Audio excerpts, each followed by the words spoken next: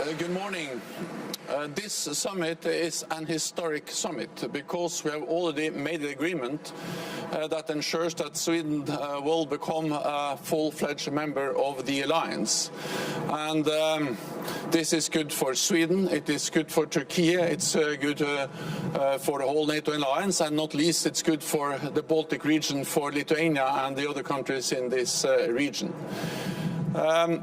At the summit, we also make important decisions, sending a clear message to Ukraine that we stand by Ukraine for as long as it takes, and expect allies also to reiterate their commitment to provide military support to Ukraine to help them liberate more land. On the membership issue, I also expect that allies will send a clear and positive message on the path forward towards membership for Ukraine. I have proposed a package of 3 elements with more practical support with a multi-year program to ensure full interoperability between the Ukrainian forces and the NATO forces. This will move Ukraine closer to NATO. To strengthen the political ties with the establishment of the NATO-Ukraine Council. We will have the inaugural meeting tomorrow with President Zelensky. And then to remove the requirement for membership action plan. This will turn the membership process for Ukraine from a 2-step process into a 1-step process. So all of this will send a positive and strong message.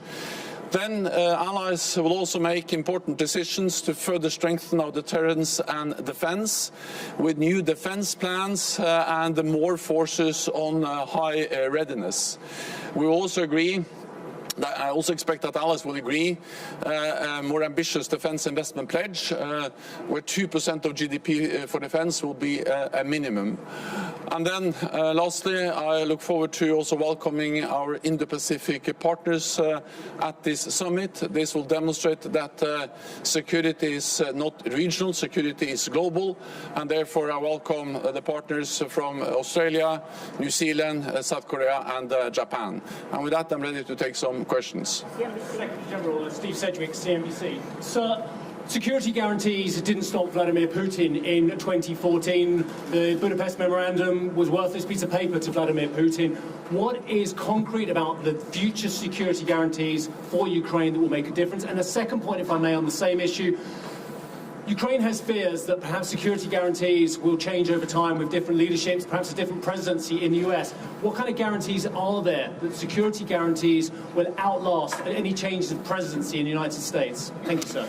Well, we all agree that the most imminent task now is to ensure that Ukraine prevails as a sovereign, independent nation in Europe. So the most important thing we can do is to continue to provide weapons, ammunition, military support to Ukraine, because unless Ukraine prevails as a nation, as a democratic nation in Europe, there is no issue to be discussed about security guarantees or membership in NATO at all. Then on the membership issue,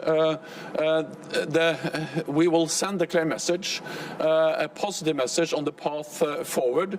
The text in the communique will be made public within hours later on today when all allies agree on the text.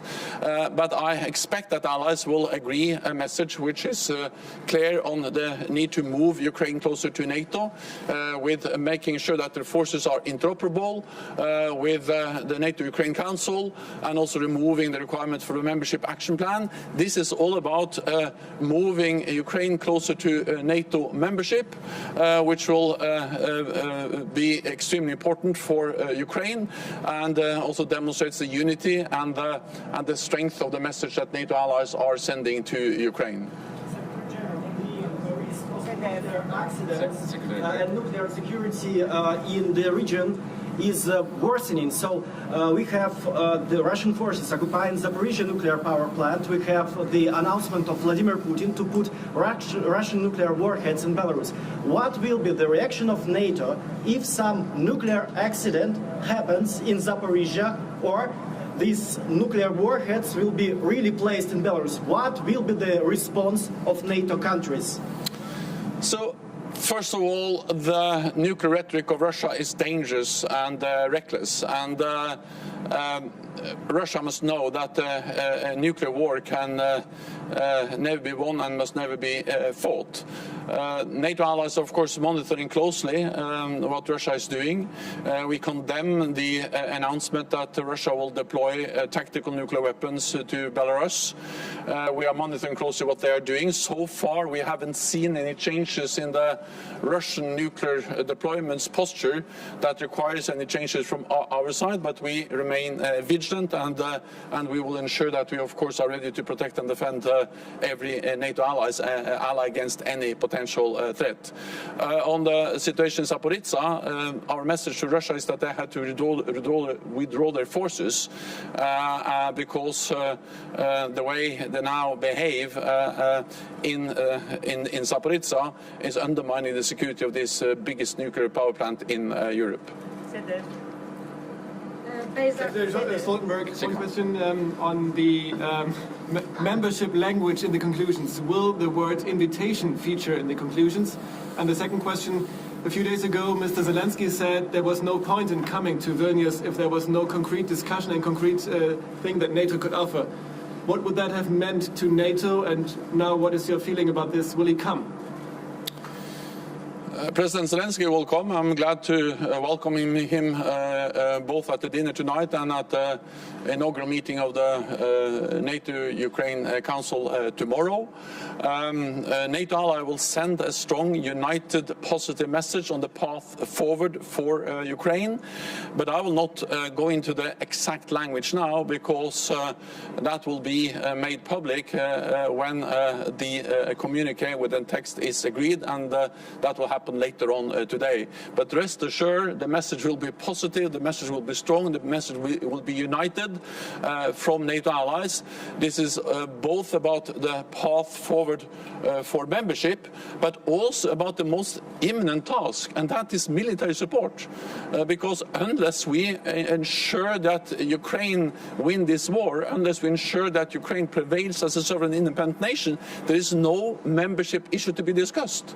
So we have to understand the timelines, the tasks, and the first and the most imminent task is to ensure that Ukraine prevails and President Putin does not win this war. Thank you. Mr. Secretary General, can you say something about the decisive issues in the last moments of the negotiations between Turkey and Sweden? How important were, for example, the F-16s probably arriving from the United States? And lastly, how relieved are you personally of this result? Well, the agreement is public. You can see the statement, and that statement addresses the same issues that we agreed in Madrid. So the agreement yesterday, it builds on and is implementing the agreement that we reached last year in Madrid. So this is about stepping up the cooperation to fight terrorism, which is extremely important for Turkey, but also for all NATO allies. It's about the lifting restrictions on arms exports, and it's also about ensuring that this is a long-term continued cooperation between Sweden and Turkey also after accession. So there are no other agreements. The agreement is public, as the agreement was in Madrid, and the good news is that we have then paved the way for Sweden to become a full member. And I will thank President Erdogan. I also thank Prime Minister Kristersson for their constructive approach that enabled the decision yesterday to allow Sweden to become a full member, and for Turkey then to ratify the accession protocols for Sweden. Regarding the agreement reached by Turkey and Sweden yesterday, I would like to ask, will NATO act as a guarantor, especially for promises made by Swedish side, new promises made, to be fulfilled not only before but after the ratification as well? I'm absolutely confident that both Sweden and Turkey will adhere to the agreement and also that this will continue after accession, and to ensure that we actually established last year in Madrid what we call the permanent mechanism to ensure the continued cooperation on the fighting terrorism. And just the fact that we have met many times since Madrid to step up our cooperation in the fight against terrorism demonstrates that this is a lasting agreement and a lasting commitment that will also be there after Sweden joins the alliance.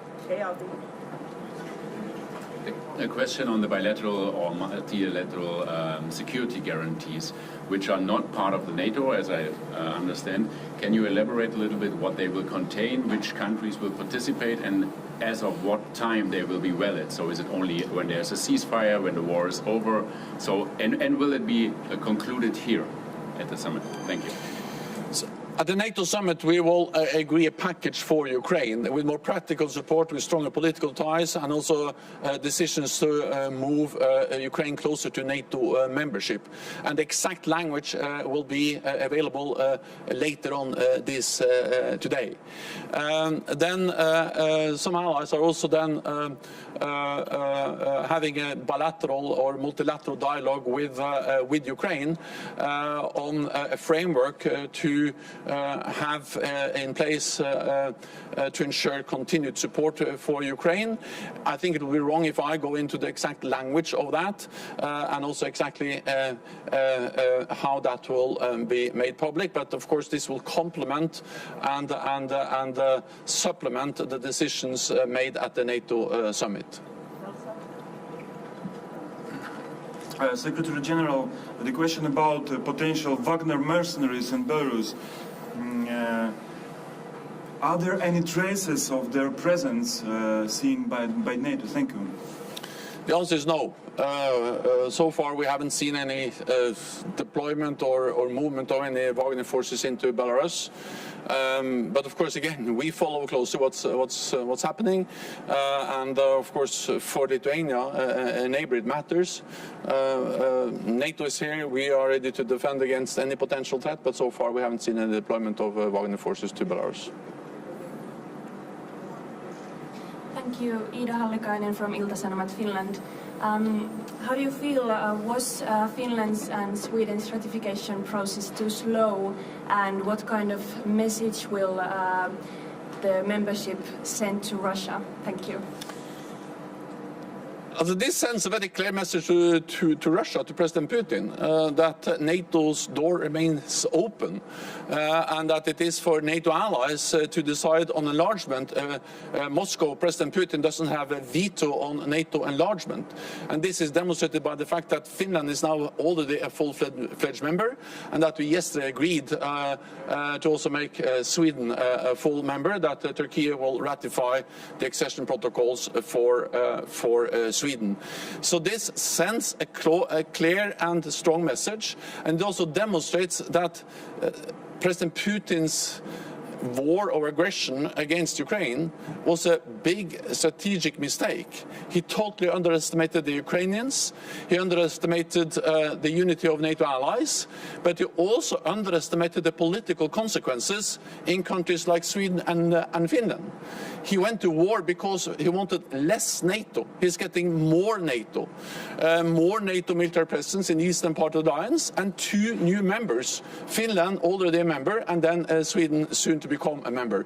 So that just highlights the big strategic mistake that President Putin made when he invaded Ukraine. Let me also add that this has been the fastest accession process in NATO's modern history.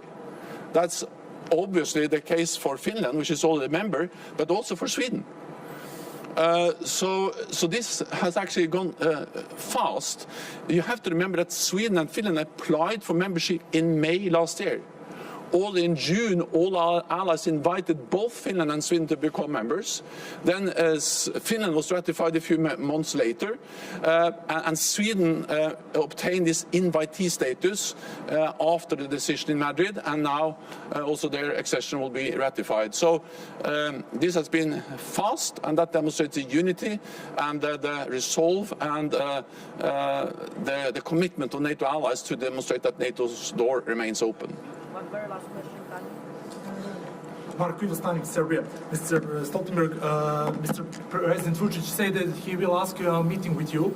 Do we meet, and when? And why KFOR allows special units for Pristina in the north of Kosovo and Metohija despite Serbians, and can do anything with that? As I'm in regular contact with President Alexander Vučić, and of course I'm ready to meet. We are concerned about the increased tensions in Kosovo, and we call on all parties to de-escalate and to refrain from any action that can further increase tensions in the region. NATO is present in Kosovo. We have the KFOR forces there that are there to ensure security and stability for Kosovo and the people living in Kosovo. We execute our UN mandate in an impartial way, and NATO has increased its presence in Kosovo, added some 100 extra KFOR troops because of the instability and the violence and the tensions we have seen over the last weeks. Thank you very much. Thank you so much. Thank you. Thank you. Thank you. See you later.